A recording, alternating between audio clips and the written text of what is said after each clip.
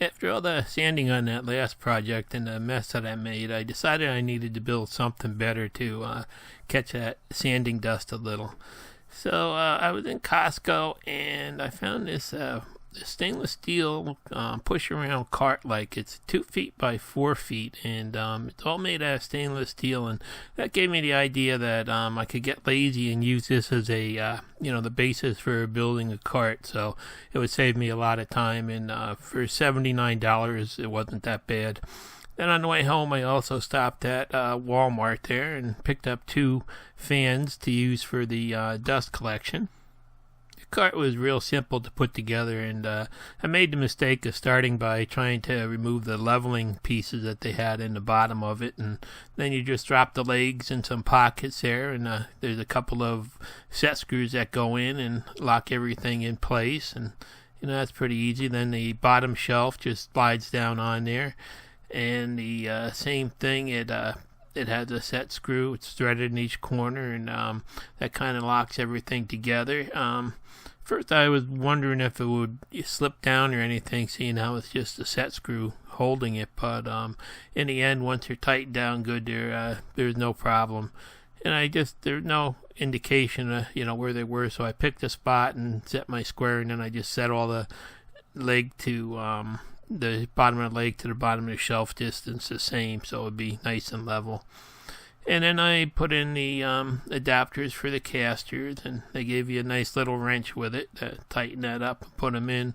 But in the future, you'll see that I actually wound up removing these casters and going back to the leveling feet later, because it just was a couple inches too high. It was more of a a roll around kitchen workstation at that height. So I got it all together and just flipped it over, and you can see it's really nice, well-made table for the price. So then I got the fans out, and these are the same box fans that I used in my other dust collector. I picked up 2 of them at Walmart. It's funny, they both look identical, and were in the identical boxes with the same numbers, but when you take them apart and look inside, there actually were different motors in both of them, so they were from different factories, it looked like. So I started by removing the plastic grates from them. They were just being away for now, so just kind of saved the screws and pulled them off of there. And then I had to make a piece of plywood to hold everything. So I had this old piece of plywood laying around that was 4 feet wide that matched the table, so I decided to use that. Now, it was been used in the past as a bench protector, so you can see it's pretty beat up, but it was still fairly flat. I just marked out the center of the circles for my cutouts for the fans. I decided to go with rounds on them, and then I needed something to cut the rounds with, so I found 2 dowels that fit in the router base there, and then I just took a piece of just small chunk of wood and drilled a couple holes to actually put the dowels into to make a centering device, and then just 1 hole for a pivot screw to pivot around. So it was an easy way to get something to make a perfectly round hole quick, and then just a little bit of glue in the holes and put the dowels in there and just let it sit for I think it was about 45 minutes till everything's set up before I used it. Now, I decided to make these round holes just to see if I could eliminate the blowback that I kind of get in the other one that I built with the square cutout behind it. The fan sort of wraps around once it starts, having a vacuum on the back of it with a filter. So I'm hoping that the round holes behind the fan will actually help with that. And in the end, they really did. So there it is. I've got my center pivot with just a Craig screw. I put that in place in the center that I had marked out, and then just tighten down those other screws in the base, and there it is, just a quick and simple circle cutting guide.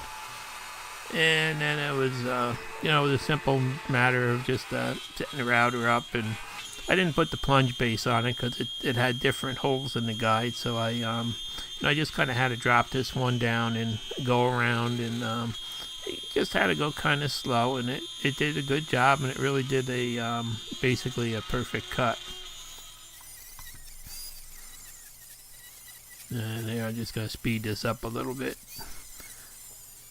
And there it is. It was a real simple way to get a good cut, and then I just had to move the pivot point over and do the second one. So I pretty much had my back plate all set up and ready to go. Then on the input side, I decided to put as big a radius as I could get in there in a piece of 1/2-inch plywood. So I just put a big radius around there so the airflow might be a little bit smoother. And then I had some leftover yellow paint that I decided to try and use up, and I just put 2 coats of paint on the this side of that to start out with. And that dried really quick so I could start putting it together. Then I laid the fans out exactly where I wanted them. I made sure that they would be centered on those holes, as you can see, and also centered on the filters. Then I put some marks on there to make sure I could go back and get it back together later. And then I had to flip the fans over, and the face that's mounted to the plywood, I opened up the holes where the screws used to hold the grill guard on. So I drilled them out first, and then I went back and I put a nice bead of a silicone glue, a clear silicone that's a glue also around the outside edge of the fans. And then I carefully I clamped them together so I wouldn't make too much of a mess with the silicone, and they'd be perfectly aligned. And just kind of dropped them in place and got them aligned on the marks that I originally had put on there, and just a little bit of checking with the square to make sure everything was straight and in line. And then it was time to just go back and put a couple screws in those holes where they opened up.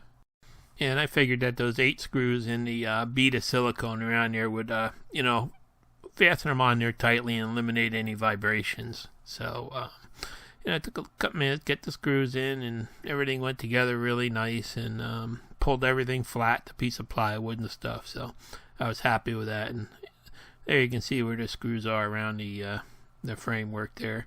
And then it was just time to go put the outside grill guards back on, just so I wouldn't lose them or hurt them from bouncing around. That just took 6 screws on each one, and there's a basic back assembly with the fans. Just flipped it over and decided to put a coat of that matching paint on the other side. Actually 2 coats I put on there just to clean that up a little bit, because I didn't have any really good plywood to work with. So that's what it looks like. And here's where you can see that the cart is actually 39 inches tall with those wheels on. So this is the point when I decided it was too tall and I took the wheels off.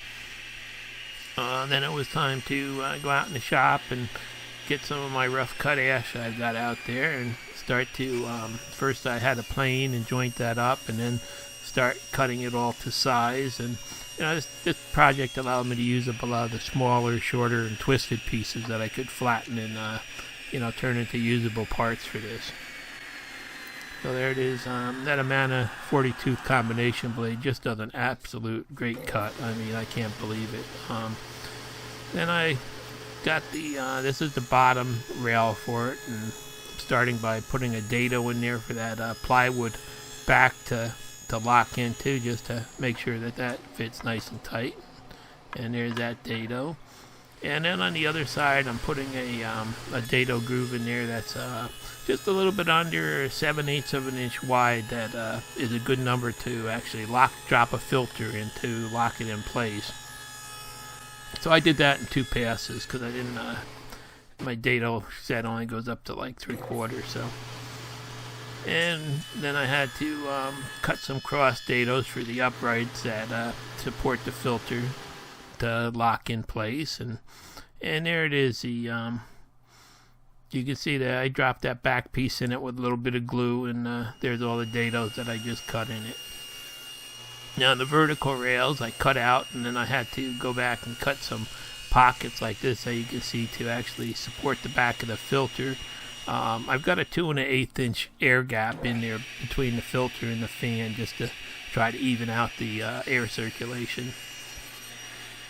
And then it was time to cut things to length, and there you can see how that stop that I made for the saw a while ago worked good. And then I had to put some dados on the end to lock into the other dados, and just cut them quickly.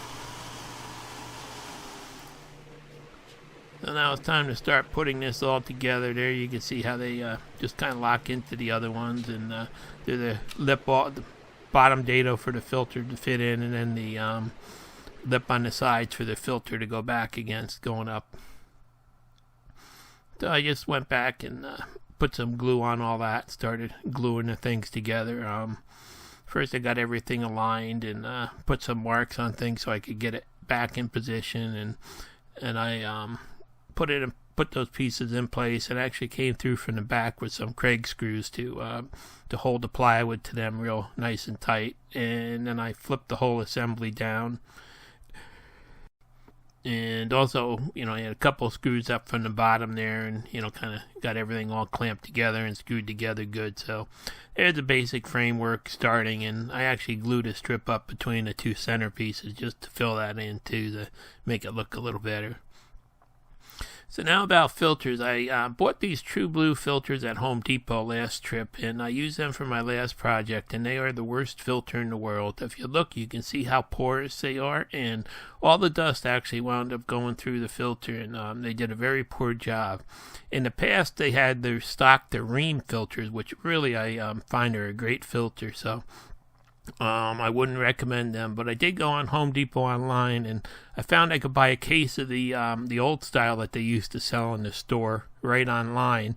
So I ordered one, and 3 days later I had a case of the Ream filters. So here's the blue one on the left there, and you see how it's not really deep pleats, and the filter material is lightweight, and they're just really not made that good. And this one here is a Ream one. You see how the pleats are very deep, a lot more of the pleats in there, a lot more surface area for the filter. And if you look at the back of them, the blue ones have these big triangular cutouts, and they actually bow a lot when you pull them with the fan. And if you look at these Ream ones here, they have a much smaller grid work, but it's actually holds the filter straighter, and it seems to be stronger. So I definitely do not recommend buying these blue ones that they sell in the stores now, but I've had really good luck in the past. I've been using these for years, these Ream ones, and that's what I'll continue to order online now that I know that they have them. And it was time to make a top piece, and a couple more pieces of my short ash I had laying around. I didn't want to take one big plank and cut it up, so I just decided to take them biscuit joined together a couple pieces here. Yeah, those biscuits always make for a real quick, easy glue up job when you're trying to put a couple pieces together and align it. So got the first two pieces, got some glue spread on them and got them aligned, and I like to just kind of pull them together just to make sure everything's aligned before I take the time to put the glue on the next piece, like here, because sometimes that glue can set up a little bit quick and make it hard if you have to shift the biscuit or something like that. So so here it is. I got 3 pieces just glued up, and the biscuits do pull them nice straight, and you get a perfect joint. And just clean up a little bit of the extra squeeze out glue on them. And I let that dry for half an hour, and went back and just I had started with a little bit over the thickness that I wanted for the board, so I just went back and did a thin pass on each side on the planer. And to mount the top there, I decided I was just going to use a couple of Kreg screws up from there, so I used a Kreg jig, and here I've got the top piece flipped over, and I actually did cut a dado in the back there too for the top of that plywood to stick up in. I left a 1/4 inch up on that too, so everything is really locked together good here. And you can see I also put those 2 top cross braces to hold the filter there that I'm screwing down through now to hold everything together. Then I cut a couple sides out and put a coat of paint on the inside of them to match. And then went back and also put 2 coats of that polyacrylic on all the ash there. Now it's time to mount it down to the table, so I put a big bead of silicone glue on the bottom to avoid any rattles, and I just kind of aligned it where I wanted it on that stainless steel table, and I drilled through where there were no cross members, and just put a couple of carriage bolts down through there and put a couple nuts up on the bottom. Then I decided to mount some lights up on the top, so I made a little template for locating the clips for them, and There are the two LEDs. They were left over from my kitchen redo job. And then it was back to putting the side panels on, and you see I just had painted the inside to put it together there, and I just put some glue in the corner there, and went back and just stapled it on down the back to that plywood. And then I just went back and put a couple sheet metal screws into the tabletop across the bottom there, and a little bead of clear silicone glue up on the top to just keep it from moving around. Then with the side on, I just went back and put a couple coats of paint on the outside to match, and there's what it looks like all together basically. You can see how the one filter is going to fit in there. Here it is with the lights on and stuff. You can see it's really kind of controlled the airflow, and it does a good job. And actually the filters do suck in and seal really good by themselves, you can see there. But I still have to make a couple of clips to hold them in place. So pretty much, that's what it came out looking like, and I did have a hard time figuring out where to put it in my shop. I put one of those little multi-outlet strips with a switch on it to turn it on and off and make it easy to, so you can just hit one switch, it would turn on two fans and the light. And then I just mounted the transformer for the LEDs with a little bit of silicone in there in the hollow area there, and ran the wires up, and they do provide a really nice light, and a little bit of solder, a little bit of heat shrink tubing to hide to cover everything over, and then I used a little bit of silicone glue again to just glue those wires to the top, and there it is, all done now. And you see I snuck it in behind my joiner. It was the only spot I had in my shop I could fit it. It had free access for airflow to the back, so it just fits right between the table saw and the joiner there, and it's basically out of the way, and it's easy to access, and I'm real happy with the way that it came out so far. So all they have left to do is a couple little clips for the to hold the filters in place, and everything really runs smooth. There's absolutely no vibration or anything, and it did come out real nice. And I'm still looking for a rubber pad to put on the stainless in the area for the where I'm going to be sanding. And actually I threw some of my sandpaper rolls for my thickness sander up on top there, and it's got that shelf on the bottom there for the filters and stuff. So you just throw that one switch there, turn it on, and I don't know, you can't really see it. This is a piece of walnut that I'm sanding, but the everything goes directly into it, and you can actually feel the air flowing around you. It's got real good airflow past you, so nothing comes back at you, which is really what I was hoping for. So it's going to be really nice to have a place to sand like this, and I'm thinking I actually can make some plastic side curtains to put around it, and actually use it for spraying also for small items. So there it is. You can see how easy the filters just kind of tip out, and they pull out of that bottom groove, and they actually do lock in there good, and they do really seal good. I was surprised against those strips.